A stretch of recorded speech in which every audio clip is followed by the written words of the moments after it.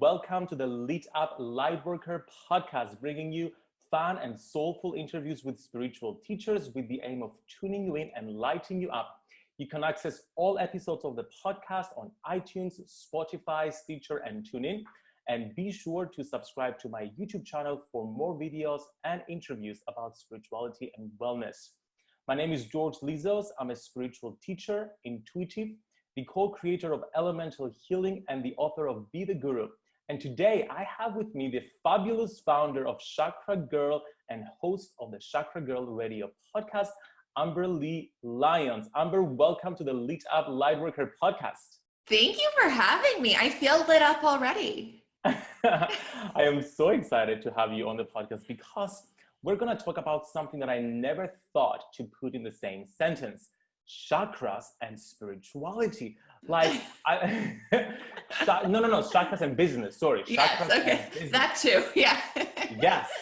Like chakras and spirituality are of course related. Yeah. But chakras and business, I'm like, how do I merge the two?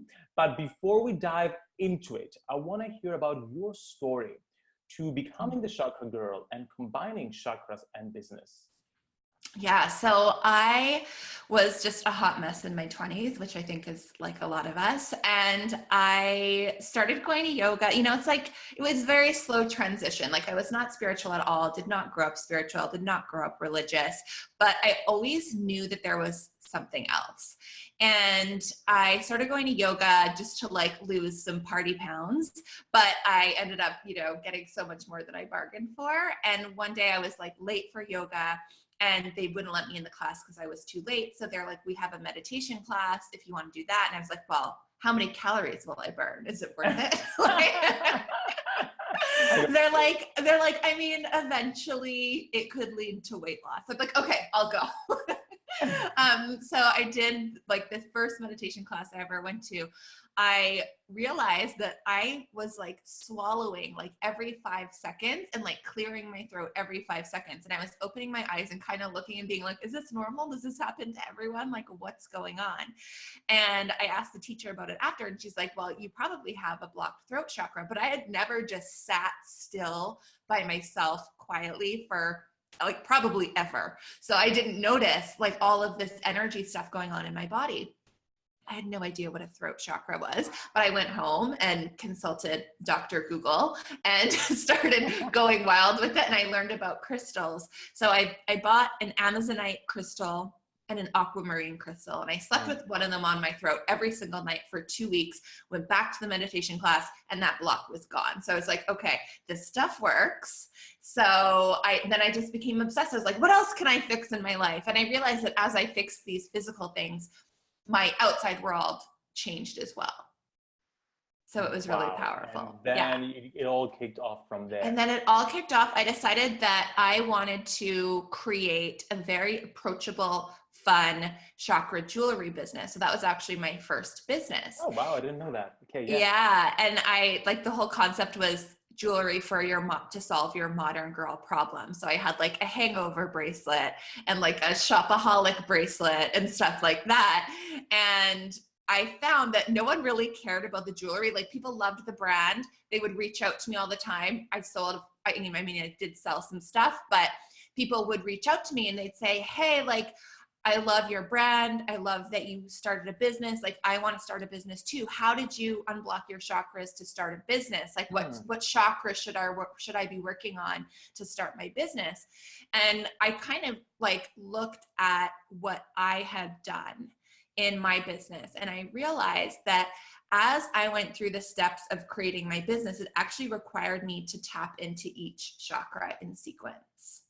So like when I was building the foundation of my business and taking those first steps, I needed that root chakra energy. When I built my brand, I needed that sacral energy. And it just went like up and up the list. So I was like, oh my God, there's something to this.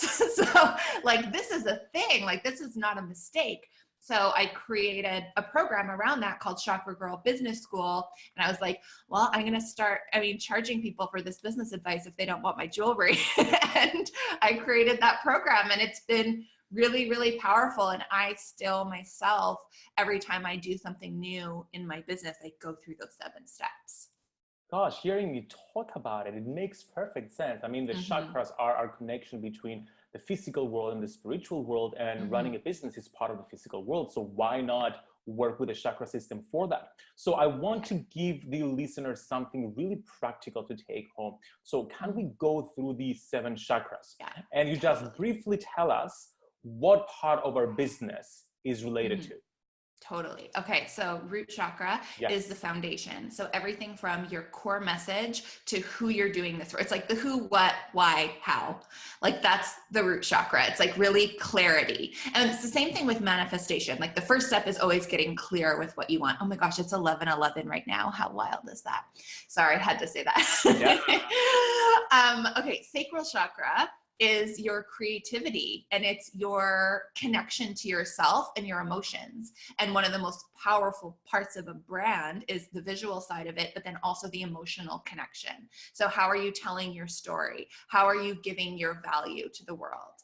And then the solar plexus is your spark. So it's like, it's your it factor. It's what makes you stand out. It's what makes you different. But when you're building a business, it's also your source energy. So you need to have energy to build a business, because so often the things that takes people down is their overwhelm. So it's really accessing your source energy and using that as a tool to keep you going in your business. Because you probably noticed that too, any single entrepreneur that you meet is someone that is high vibe, and they have to be. Because if you don't have high vibes and own your energy, and you're a victim of, I don't have enough time, there's too much to do, then that's a slippery slope. So solar plexus is a very important part. And then the heart is your value, and it's the exchange, right? So the heart chakra is about exchange, balance between giving and receiving. So you going out there, giving value is going, and then opening up channels to receive money for that, so it's like, it's the value that you're giving, which is very more like esoteric and more of an energy thing. But then it's also physically opening up the tech channels to bring in money. So we're actually setting up all the systems. Like, this is what you need to have in place in order to have a functioning business with a monetary exchange. And then the throat chakra is really social media, selling, going out there, like shouting your message off the mountaintop, and really, really speaking your truth and your purpose and living your true potential. And then your third eye, I find, is really related to sales and connecting with your audience, because it's like you need to understand them at like a subconscious level in order to nurture them, to support them, to transform them. Whether you have a product or a service, no matter what you have, you want to make people's lives better, and you need to understand exactly what they need. And you also need to understand, you need to have access to your inner guidance system to be like, okay, what am I doing next? What am I launching next? What are the best steps here? Rather than trying to follow like this cookie cutter blueprint, like you need to do what's best for you.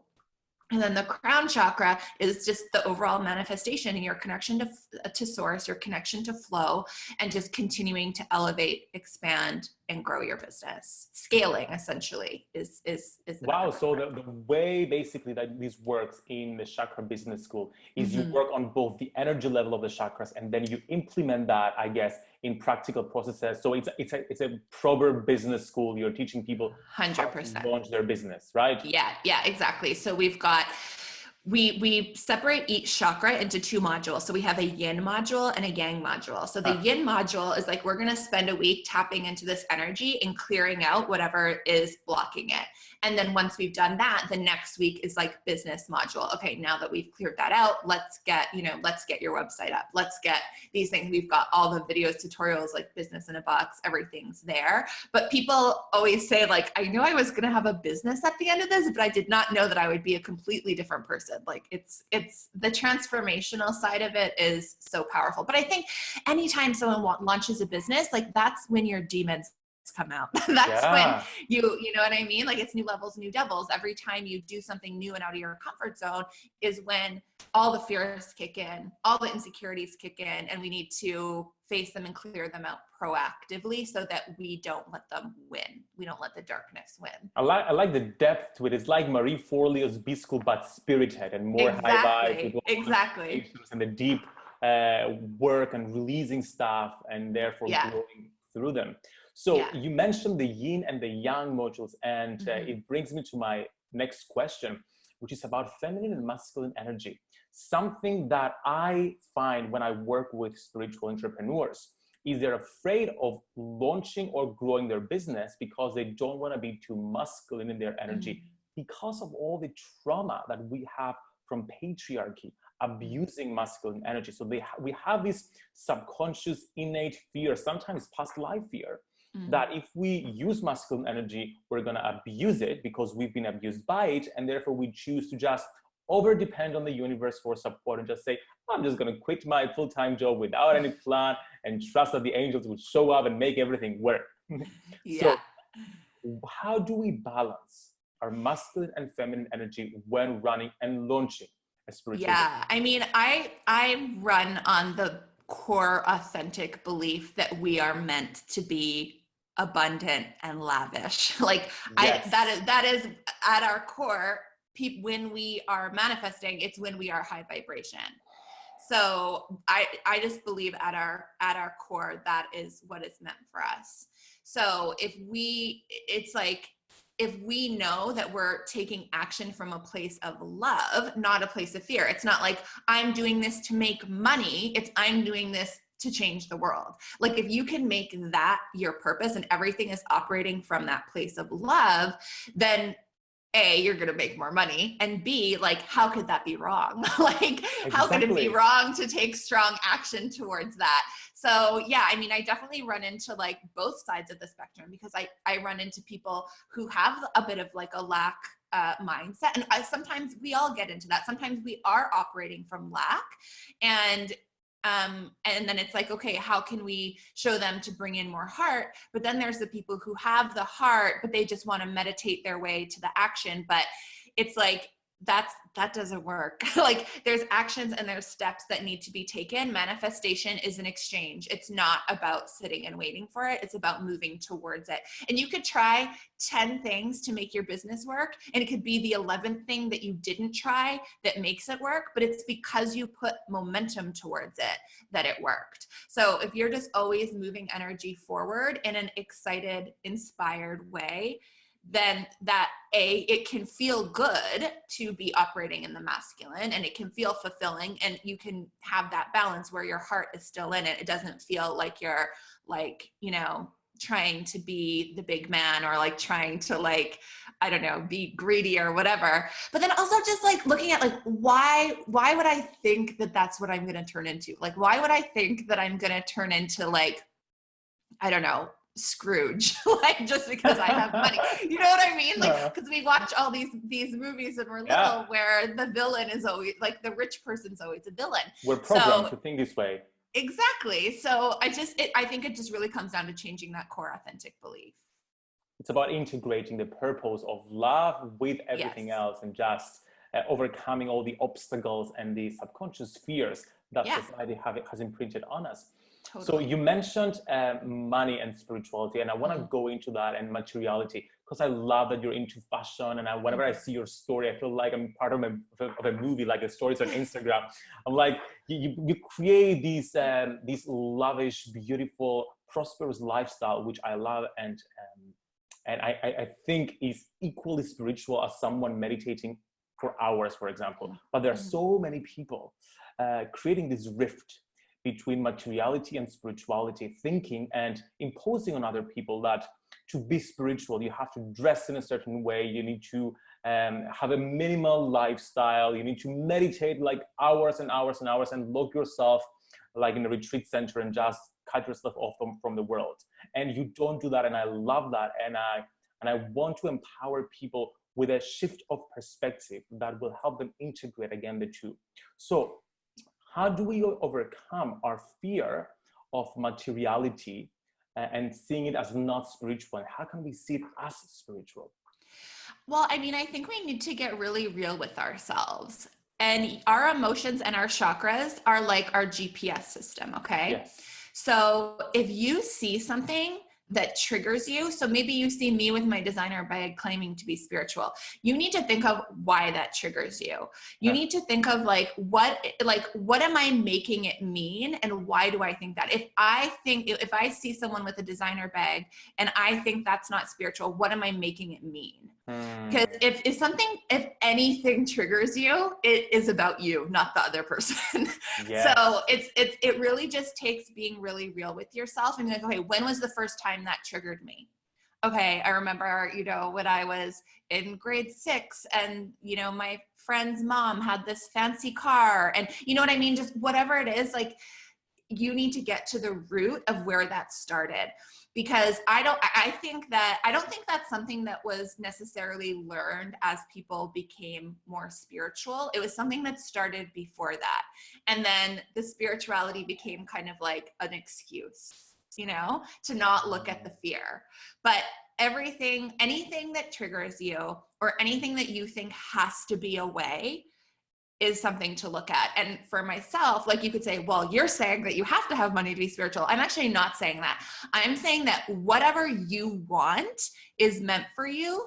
And that's your North Star. And your chakras will guide you there if you clear them out.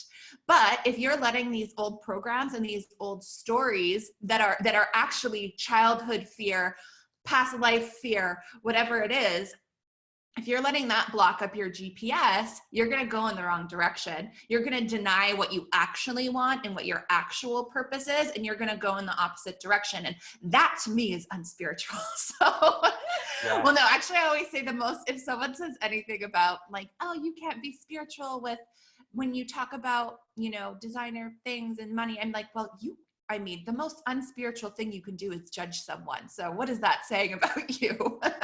Oh my God, that's so true. It's all a reflection of something that's within us. Exactly. Of like a cave that's been going on. Exactly. Okay, I want to shift this a little bit to the blocks that entrepreneurs face. So you mentor so many people in launching and growing their businesses. What do you think is the number one block that spiritual entrepreneurs face? Ooh, I feel like there's so many. There's so many. Well, you know what? I think a big misconception is people think their upper chakras are blocked, but our upper chakras, especially as women, are naturally open. It's the lower chakras that are blocked that are causing the imbalance in the upper chakras. Oh, let's talk about the communication of the chakras. Yeah. So if you look at, I don't know like the word for this, but like if you look at the crown and the root are connected. The third eye and the sacral are connected. So it's like they're all connecting with like their opposite. You know what I mean? So like, I will say probably the biggest one is the connection between the throat and the solar plexus. Because there's a lot of trauma around speaking your truth. People, when you're a kid, you're told to be quiet and not have an opinion. And, that's just how we're all kind of raised.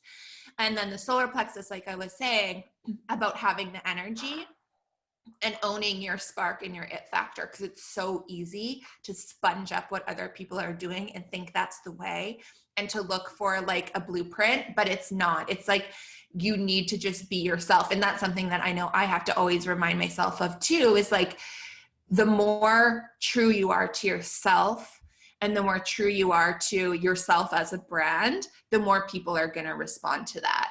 You can't go out there trying to be something that you're not. If I went out there, in Birkenstocks in an ashram and was like, this is who I am, people would be like, no. So, you know what I mean? So it's like, it's like that throat and solar plexus connection of being your true authentic self and not being afraid to put it out there. It sounds like by scanning our chakras, we can identify those blocks that are blocking our business as well. And therefore Totally. So is there a practical process that we can use to figure out right now, someone watching or listening, which chakra is blocked? How would you go about finding out? Yeah. So, there's a few different ways. It could be literally as easy as trying to breathe all the way, like getting into a bit of a meditative state and then taking deep, deep breaths into your toes and seeing where the air stops. Like sometimes you can say, you can feel a tightness in your throat, or you can feel like, oh, like when I breathe into my chest, I actually get a little bit of a sharp pain or a pain in my shoulder or a little tinge in my stomach or whatever. Some people can't even feel it that low. Like they can't even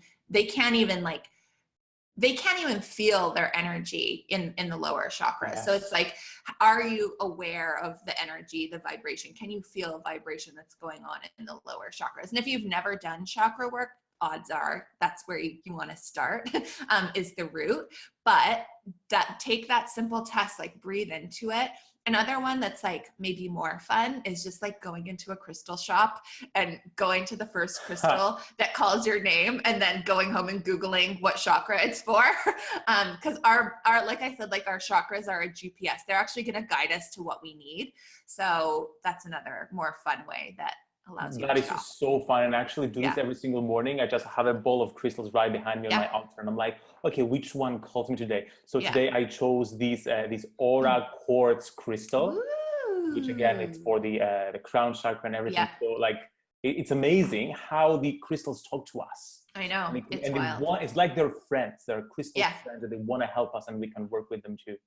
Totally. Amber, thank you so much for sharing all this fabulous information with us, all about merging chakra, spirituality, and business. Such a fascinating thing. How can people get in touch with you and learn more about the Chakra Girl Business School? Yes. So you can find me on Instagram at Chakra Girl Co. And my podcast is on iTunes, Spotify, Google, a few other places, I think. It's called Chakra Girl Radio. But yeah, DM me. I'm always answering my messages and everything. And Instagram is really the best place for me. Thank you so much for being with us. Wishing you a wonderful rest of your day. Thank you so much.